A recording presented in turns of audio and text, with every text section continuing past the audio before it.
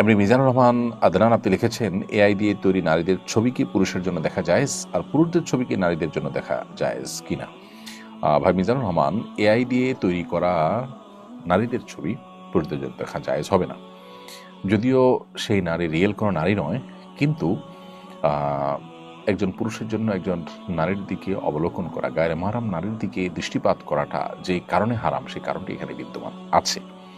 এখানে তার মনের মধ্যে বাজে চিন্তা আসা, কল্পনা জল্পনা হওয়া, তার চরিত্র নষ্ট হওয়া, এই কারণগুলো এখানে বিদ্যমান আছে। ফলশ্রুতিতে এরকম ছবি দেখা থেকে একজন পুরুষকে বিরত থাকতে হবে। এই জন্য এ ধরনের ছবি ক্রিয়েশন করাও উচিত নয় বা ক্রিয়েট করা উচিত নয়। আবার এর বাইরে কোনো পুরুষের ছবি যদি তৈরি করা হয়, তাহলে নারীদের জন্য পুরুষদের দিকে দেখাটা সর্বাবস্থায় সাধারণভাবে হারাম বা নিষিদ্ধ নয়।